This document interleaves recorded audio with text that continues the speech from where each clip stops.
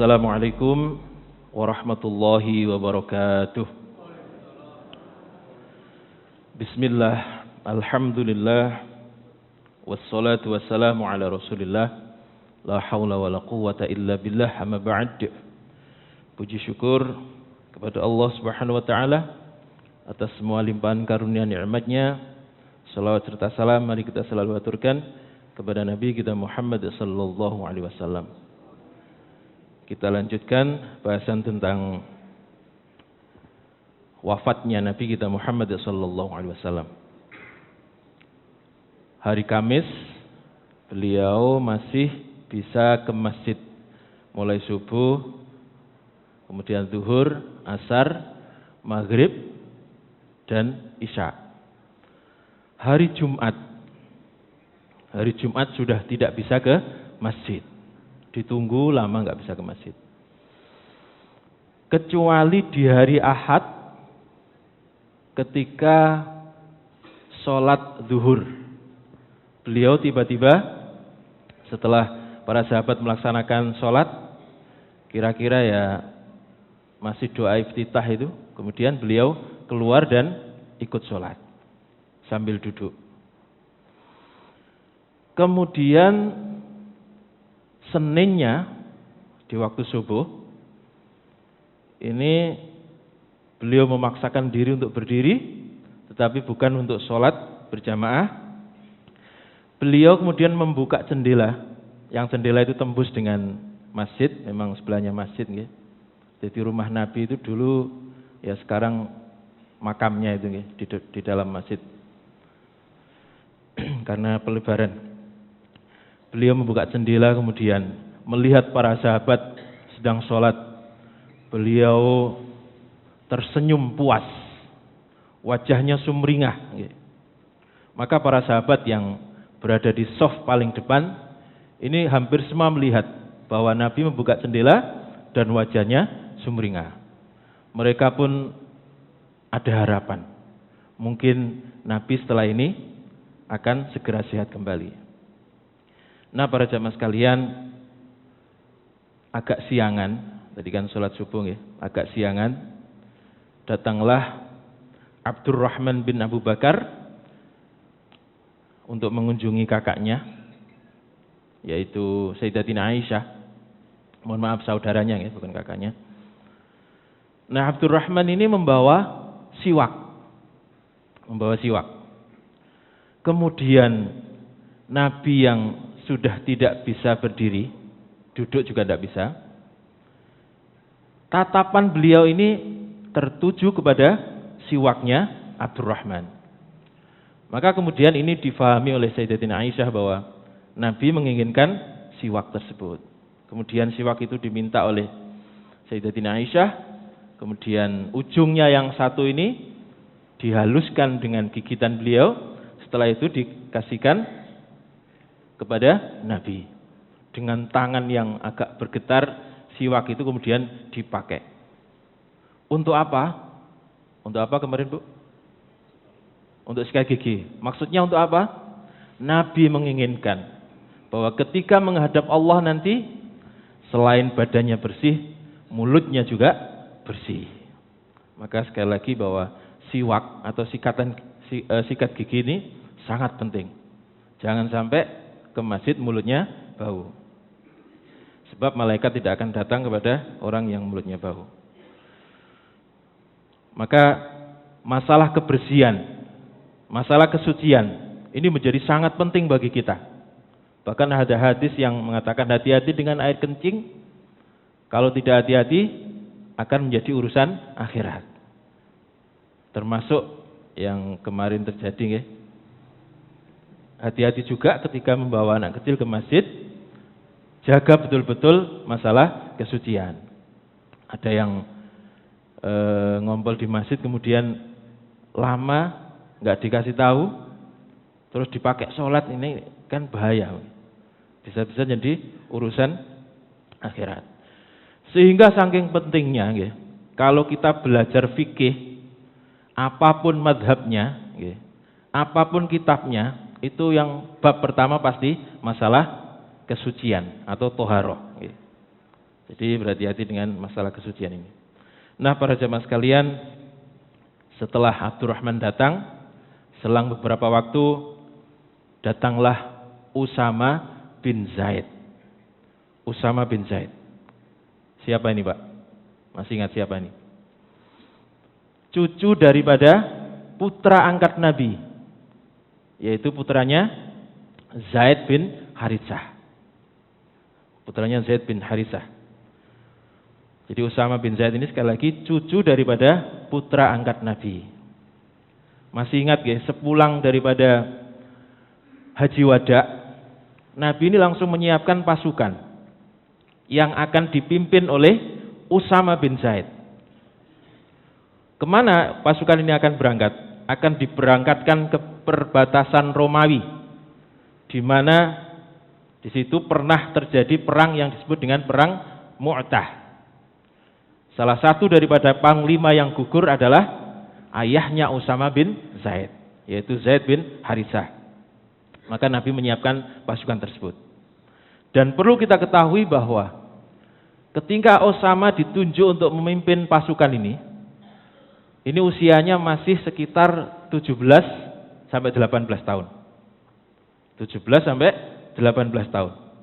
Sehingga para sahabat yang lainnya meragukan, mosok anak baru segitu disuruh mimpin perang. Dan yang dipimpin adalah 40.000 pasukan. Lumayan ya. 40.000 itu banyak, Bung ya. 40.000 personel yang nanti akan diberangkatkan. Tetapi Nabi mampu meyakinkan para sahabat. Nah, yang perlu kita ketahui pula bahwa Usama bin Zaid ini adalah putra dari sinten mau? Bapaknya Zaid bin Haritsah, kemudian ibunya bernama Barokah bin Sa'labah, yang biasa dikenal dengan Ummu Aiman. Ummu Aiman. Keduanya ini, orang tua ini adalah dulu mantan budak, Bung ya. Orang rendahan. Tetapi prestasi yang luar biasa dari keduanya adalah mampu memberikan pendidikan kepada anaknya, pendidikan yang layak, pendidikan yang sesuai dengan kaidah-kaidah Islam. Maka prestasi yang gemilang adalah memimpin pasukan sejumlah 40.000 di usia yang sangat belia, yaitu 17 atau 18 tahun. Luar biasa ya. Oleh sebab itu para jamaah sekalian, kita yang mungkin kehidupannya biasa-biasa saja atau bahkan dianggap rendah bagi yang lainnya, jangan berkecil hati. Jangan sampai mengatakan atasnya anakku hakikat dadi apa. Jangan sampai begitu. Yang penting kita memberikan pendidikan kepada anak-anak kita, pendidikan yang layak sesuai dengan kaidah-kaidah Islam. Mau jadi apa besok terserah Allah. Sebab pendidikan itu hampir tidak ada hubungannya dengan pekerjaan. Berapa banyak orang yang pendidikannya di ekonomi ternyata kerjanya bukan di ekonomi. Hampir tidak ada hubungannya.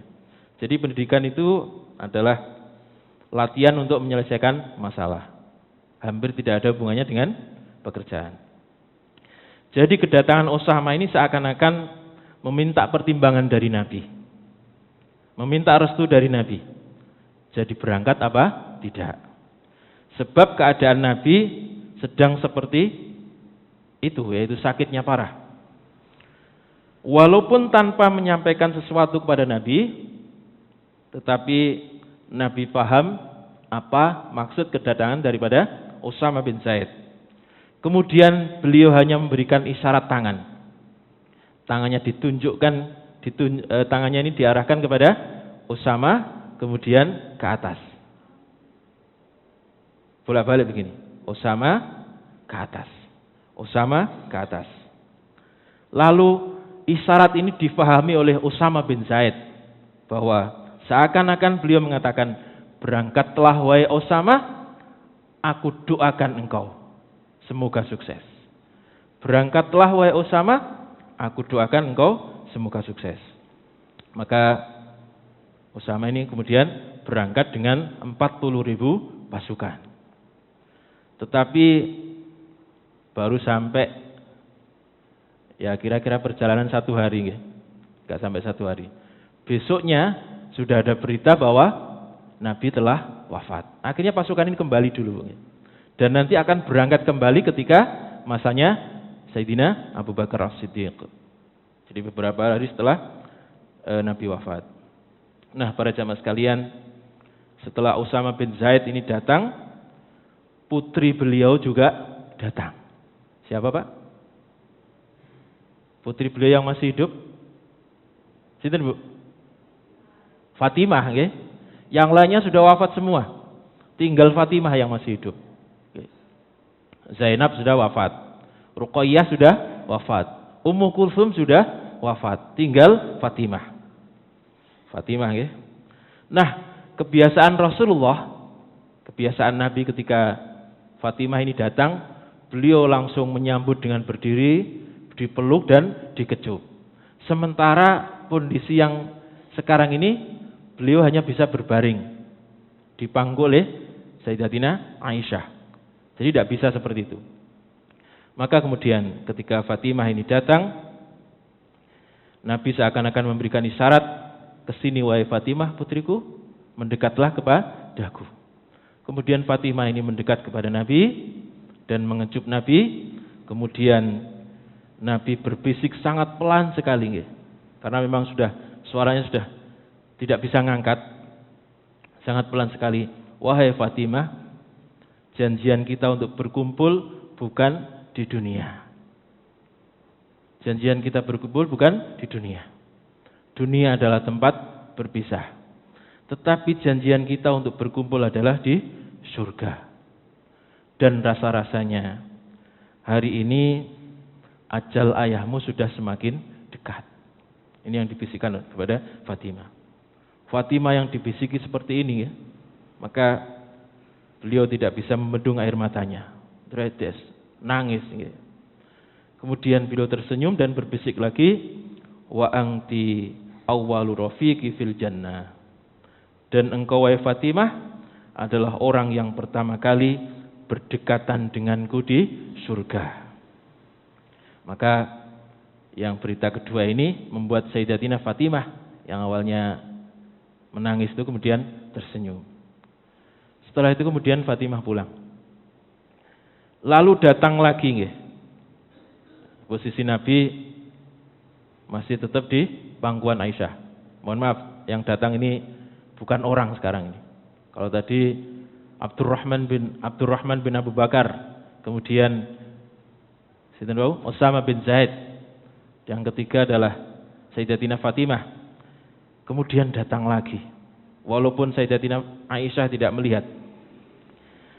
Setelah itu Rasulullah tiba-tiba mengatakan, Waalaikumsalam ya Jibril. Waalaikumsalam ya Jibril warahmatullahi wabarakatuh. Kata Aisyah, memang Sayyidatina Aisyah tidak melihat. Kata Sayyidatina Aisyah, araftu anna Jibrila fina. Saya tahu, saya paham bahwa Jibril telah datang di sekitar kita.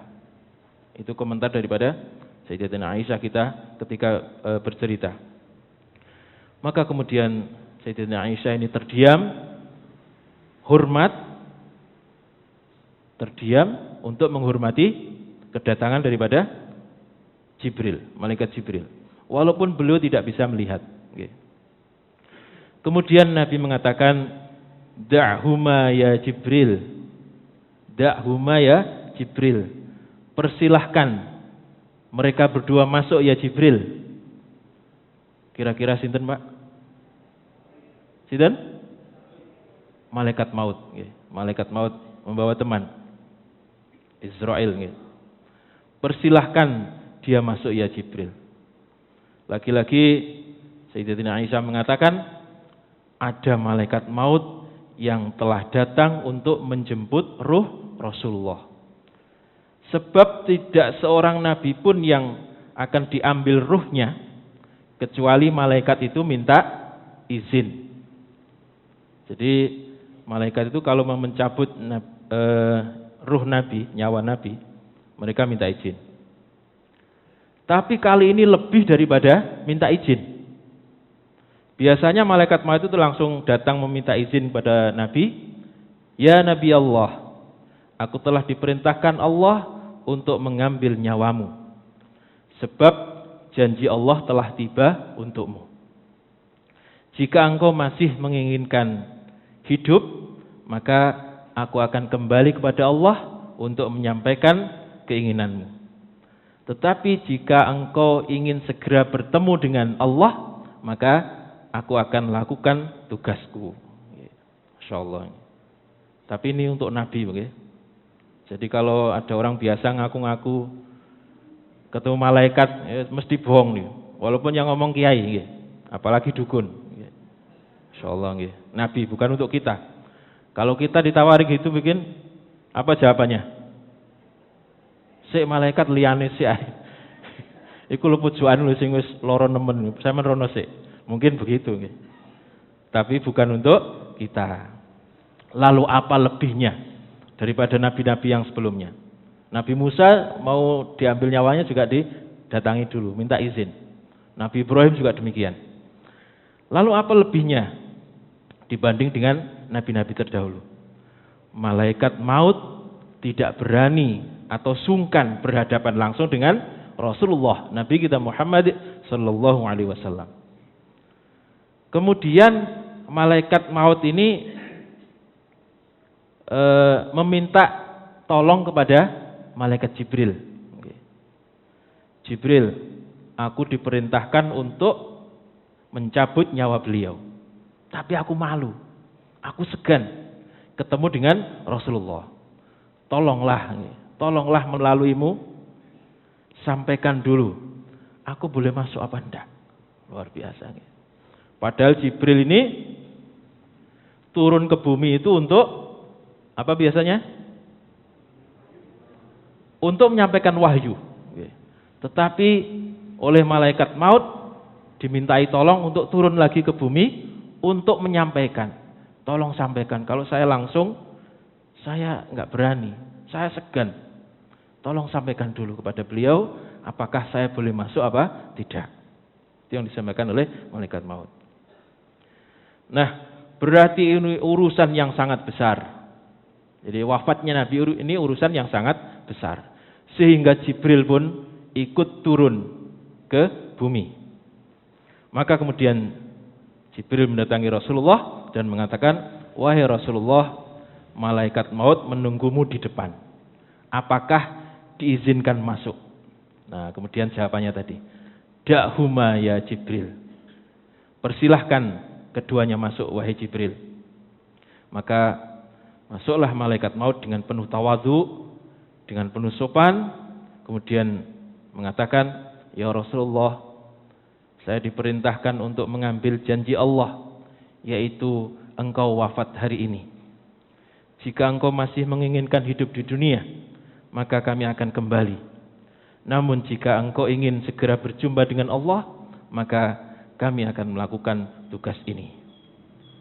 Nah, percakapan ini sebenarnya Sayyidatina Aisyah tidak mendengar, tapi mendengar jawaban Rasulullah.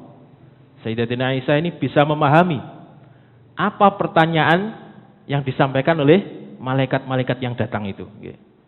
Jadi beliau hanya mendeteksi daripada jawaban Nabi, kemudian memperkirakan pertanyaannya seperti apa. Kemudian Nabi tiba-tiba mengatakan, balir rafiqul a'la, ar-rafiqul a'la, ar-rafiqul a'la. Kemudian Sayyidatina Aisyah mengomentari kalimat ini, memang Rasulullah sangat mencintaiku. Tapi Rasulullah ini sangat mencintai kekasihnya, yaitu Allah. Tidak mungkin Rasulullah melebihkan cintanya kepada selain Allah dengan siapapun. Jadi saya tahu Rasulullah sangat mencintaiku, tetapi saya lebih tahu bahwa Rasulullah sangat mencintai Allah daripada aku. Maka ketika Nabi mengatakan Ar-Rafiqul A'la, Ar-Rafiqul A'la, apa artinya? Yang maha penyayang, yang maha lembut, yang maha indah, yang ada di atas. Itu artinya Ar-Rafiqul A'la. Maka saat itulah mulai proses sakaratul maut. Pelan-pelan, Bung. Kemudian Rasulullah mengucapkan kalimat inna lil mauti lasakarat. Inna lil mauti lasakarat. Ini diulang-ulang, terus diulang-ulang. Sesungguhnya di setiap kematian itu ada sakarat. Yang kita kenal dengan bahasa Jawanya sekarat. Seakan-akan sekarat ini bahasa kasar mungkin. Lalu apa sebenarnya sakaro itu? Sakarat itu. Tahu Bu? Ada yang tahu Pak? Ada lagu yang terkenal, lagunya Ummu Kulsum. Lagu ini sudah zaman tahun berapa? Zaman tahun gak enak itu. Video itu masih hitam putih. Sakarat. Tapi lagu ini masih sering kita dengar. Jadi sakaro itu adalah mabuk. Atau bahasa sekarang itu transgender. Apa transgender itu? Jadi orang kalau menjelang kematian itu dia sudah tidak bisa ngontrol lagi dirinya. Yang berperan hanya alam bawah sadar atau kebiasaan. Kebiasaan-kebiasaan yang sudah lama dilakukan itu nanti akan muncul. Maka ada kalimat an-nasu yamutu ala ma'asyu. Bahwa setiap orang itu akan mati dalam keadaan sebagaimana dia hidup. Jika sewaktu hidup dia sering mengucapkan kalimat-kalimat thayyibah, Masya Allah, kaget-kaget, astagfirullah, subhanallah, maka ketika sakaratul maut itu, karena yang berpelaran adalah alam bawah sadar, maka yang muncul ya kalimat-kalimat itu. Yang muncul kalimat itu, Masya Allah, astagfirullah, dan seterusnya. Tapi jika kebiasaannya miso, kaget miso, kesandung miso, maka yang muncul pada waktu sakaratul maut itu, ya kalimat-kalimat itu. Atau mboten miso, tapi misalnya. Masa wajane guling,